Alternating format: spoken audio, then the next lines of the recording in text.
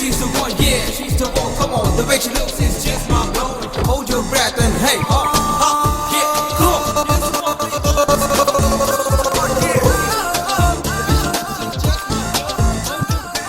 She's amazing.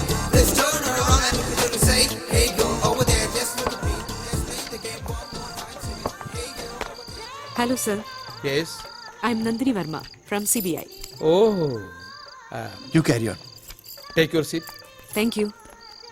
Vimal Roy വധക്കേസിന്റെ അന്വേഷണം ഒരു ലേഡിക്കാണെന്ന് കേട്ടിരുന്നു. പക്ഷേ ആളിത്ര ചെറുപ്പാണെന്ന് കരുതിയില്ല.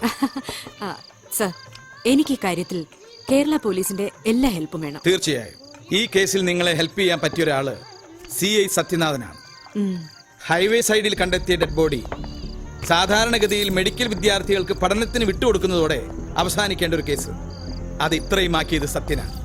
കേസ് തെളിയിക്കാൻ 7 ദിവസം കൂടെ സമയം നൽകണമെന്ന് സത്യൻ എന്നോട് ആവശ്യപ്പെട്ടതാ.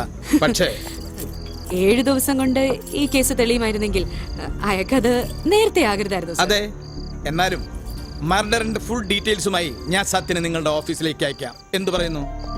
Okay sir. Anyway, best of luck. Thank you sir.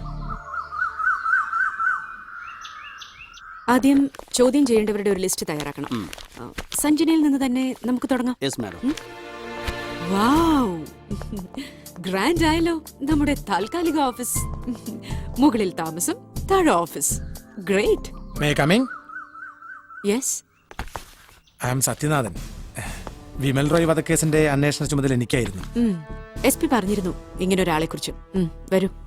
മാഡത്തിന് എന്തോ ചോദിക്കാനുണ്ടെന്ന് തരയൻ സാർ എന്നോട് പറഞ്ഞു. എനിക്ക് ചോദിക്കാനൊന്നുമില്ല. നിങ്ങൾ എന്തൊക്കെയോ മഹത്തായ കണ്ടുപിടുത്തങ്ങൾ നടത്തിയെന്നോ 7 ദിവസത്തിനകം പ്രതിയെ കണ്ടെത്തുമെന്നോ ഒക്കെ തരകൻ സാർ പറഞ്ഞു. അതെന്താണെന്നറിയാൻ വരാൻ പറഞ്ഞതാ. മഹത്തായ കണ്ടുപിടുത്തങ്ങളൊന്നുമില്ല മാഡം, ചില സംശയങ്ങൾ. അതൊന്ന് ക്ലിയർ ചെയ്താൽ യഥാർത്ഥ കുറ്റവാളിയെ കണ്ടെത്താൻ കഴിയുമെന്ന എന്റെ വിശ്വാസം. ഓ, സംശയങ്ങളും വിശ്വാസങ്ങളും. ഈ വിശ്വാസം എന്ന് പറഞ്ഞാൽ കേരള പോലീസ് പൊതുവെ അന്ധവിശ്വാസികളാണല്ലോ. അതിന്റെ പുറത്താണോ 7 ദിവസം കൊണ്ട് എന്തോ ബ്ലാക്ക് മാജിക് കാട്ടി പ്രതിയെ കണ്ടെത്താമെന്ന് വീരവാദം അടിച്ചത്? Have A seat. പൊതുവെ കേരള പോലീസിന്റെ കയ്യിൽ നിന്ന് ഞങ്ങൾക്ക് ഒരു സഹായവും കിട്ടാറില്ല. പിന്നെ തെളിവുകൾ നശിപ്പിച്ച് പ്രതികളെ രക്ഷിക്കലാണല്ലോ നിങ്ങളുടെ പ്രധാന ഡ്യൂട്ടി. എന്താ, അങ്ങനെ വല്ല സഹായം ചെയ്തു വെച്ചിട്ടാണോ ഈ വരവ്? അങ്ങനെ കേരള പോലീസിനെ അടച്ചു കുറ്റം പറയരുത് മാഡം. ഞങ്ങൾ ഇട്ടിരിക്കുന്ന ഈ കാക്കിക്കുപ്പായം തെളിവുകൾ നശിപ്പിക്കാനോ പ്രതികളെ രക്ഷിക്കാനോ അല്ല, ജനങ്ങളുടെ ജീവനും സ്വത്തിനും സംരക്ഷണം നൽകാനാ. ഈ നാട്ടിൽ അധ്വാനിക്കുന്ന ജനം നികുതിയായി നൽകുന്ന വിയർപ്പിന്റെ മണമുള്ള നോട്ടുകളാ ഞങ്ങൾ ശമ്പളമായി എണ്ണി വാങ്ങിക്കുന്നതിന് ഉറച്ച വിശ്വാസമുള്ളവനാ ഞാൻ. Cool down mister Sathyanathan. ഞാൻ പൊതുവെ പറഞ്ഞതേ ഉള്ളൂ. ഞങ്ങൾ CBIക്കാർ കേരള പോലീസിന് ഒരു അബ്രിവേഷൻ ഉണ്ടാക്കിയിട്ടുണ്ട്. കേരള പോലീസിനെ കുറിച്ച് ഇത്തരം ഒരു മുൻവിധി വെച്ച് പുലർത്തുന്ന CBIയിൽ ഇതൊന്നുമില്ലേ? കോട്ടയത്ത് തിരുവസ്ത്രമണിഞ്ഞൊരു കർത്താവിന്റെ മണവാട്ടി കൊല്ലപ്പെട്ടിട്ട് വർഷം 16ആയി. വർഷാവർഷം മാറി വരുന്ന CBIക്കാരന്റെ കേസ് തെളിച്ചില്ല. എന്തിനാ കേസ് തെളിയിക്കുമെന്ന് തോന്നി ഓഫീസറെ പുകച്ചു പുറത്തിയാടിച്ചത്? ഇവിടുത്തെ പരമോന്നത കോടതി വരെ കുറ്റപ്പെടുത്തിയില്ലേ സെൻട്രൽ ബ്യൂറോ ഓഫ് ഇൻവെസ്റ്റിഗേഷനെ? ചൂടാവല്ല മാഡം, പഴയ കാലൊന്നല്ല. പോക്കറ്റടിക്കാരന്റെ പോക്കറ്റിൽ കൈയിടുന്ന പോലീസിനും കേന്ദ്രമന്ത്രിമാർക്ക് പാദസേവ ചെയ്യുന്ന ചില പരമോന്നത അന്വേഷണ ഏജൻസി ഓഫീസർമാരൊക്കെ ലൈവായി പൊതുജന മധ്യത്തിൽ നിർത്തി തൊലിയിരിച്ച് കാട്ടാൻ മത്സരിക്കുന്ന TV ചാനലിന്റെ കാലത്. പത്രം വായിക്കുന്ന TV കാണുന്ന കൊച്ചു പിള്ളേർക്ക് വരെ അറിയാം CBIയും കേരള പോലീസും ഒരേ നാണയത്തിന്റെ 2 വശങ്ങളാണെന്ന്. രണ്ടില് നന്മയും തിന്മയുണ്ടെന്ന്. ദാ ഈ ബ്ലാക്ക് മാജിക്കാരന്റെ വിയർപ്പിന്റെ ഫലം അത് വേണമെങ്കിൽ ഉപയോഗിക്കാം. മാഡത്തിന്റെ മുമ്പിൽ വന്ന് ഇത്രയൊക്കെ സംസാരിക്കാൻ കാരണം കേരള പോലീസിനെ കുറിച്ചുള്ള വൃത്തികെട്ട മുൻവിധികൾ ഈ നാവിൽ നിന്ന് കേട്ടതുകൊണ്ടാ.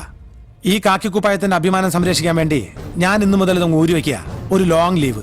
എന്നിട്ട് ഡിപ്പാർട്ട്മെന്റിന്റെ മാഡത്തിന്റെ ഒന്നും അനുമതിയില്ലാതെ ഞാനും അന്വേഷിക്കാൻ പോയി ഈ കേസ് യഥാർത്ഥ പ്രതിയെ കണ്ടുപിടിക്കാൻ പറ്റുമെന്ന് ഞാനൊന്ന് നോക്കട്ടെ. നമുക്ക് കാണാം. എല്ലാവരും കാണണമെന്ന് പറയാറുള്ളൂ മാഡം, ആരും കാണിക്കാറില്ല. നമുക്ക് കാത്തിരുന്ന് കാണാം.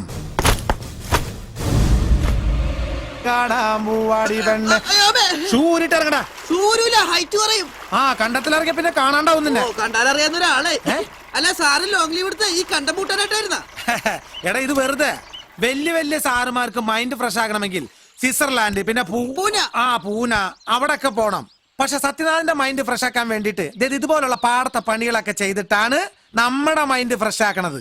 ലോങ് ലീവ് എടുത്ത് കേസ് അന്വേഷിക്കാണെന്ന് കരുതിയിട്ടല്ലേ ഞാനും ലീവ് എടുത്തത്. ലീവ് എടുത്തത് കേസ് അന്വേഷിക്കാൻ വേണ്ടിയൊക്കെ തന്നെയാ.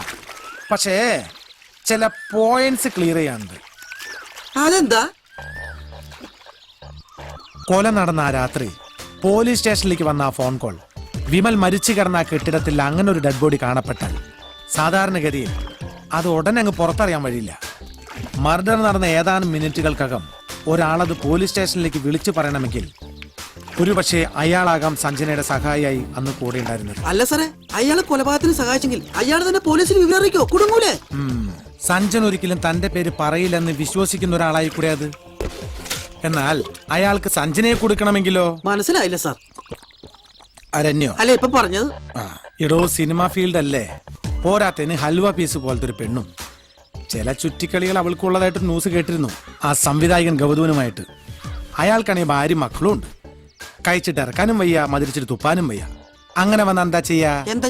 അവളെ കൊടുക്കാൻ കിട്ടിയ അവസരം വെറുതെ കളയോ? കിത്തന കരം ബേട്ടി. എന്തോ കുട്ടിക്ക് കാര്യം പിടികിട്ടിന്ന്. മുത്തേ.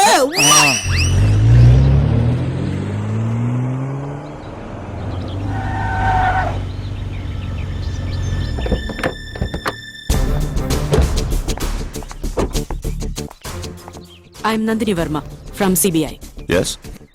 സഞ്ജനയുടെ മൊഴി പോലെ കുത്തിയത് അവളാകാമെന്ന് വിശ്വസിച്ചാൽ പോലും തലക്കേറ്റ മാരകമായ അടിയാണ് വിമലിന്റെ മരണകാരണം. സോ സഞ്ജനയ്ക്കൊരു സഹായം ഉണ്ടായിരുന്നു. അവൾക്ക് ഏറെ അടുപ്പമുള്ള ആളെന്ന നിലയ്ക്ക് ഞങ്ങൾക്ക് നിങ്ങളെ സംശയിക്കാം. അങ്ങനെ ഏറെ അടുപ്പമൊന്നുമില്ല മാഡം. ഒരു ഡയറക്ടറും ഒരു ഹീറോയിനും, you know what I mean is 4 പടങ്ങൾ ഒരുമിച്ച് വർക്ക് ചെയ്തതിന്റെ ഒരു അടുപ്പം, അത്രേ ഉള്ളൂ.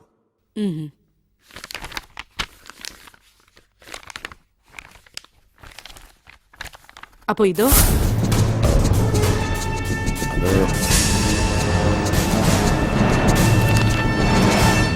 ഈ മഞ്ഞപ്പത്രക്കാരൻ മാത്രമേ ഇങ്ങനൊരു ന്യൂസ് എഴുതിയിട്ടുള്ളൂ. എനിക്ക് രണ്ടുപേരെയും വിശ്വാസ. ഈ വീട്ടിൽ പോലും ഏത് പാതിരാത്രിക്കും ഞാൻ ആ കുട്ടിക്കൊരു മുറി മാറ്റി വെച്ചിട്ടുണ്ട്. അതെ, സത്യമാ മാഡം.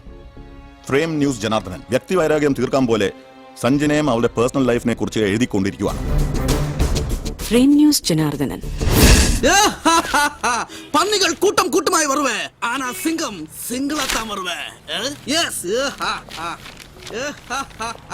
இந்த பாரு, அந்த டே மட்டுமல்ல, ஒரு மாசத்து பில்லு கிடைச்சாச்சு. போனுக்கு அப்புறம் பில்லு, இந்த சிவாஜிக்கு அப்புறம் எவன்டா?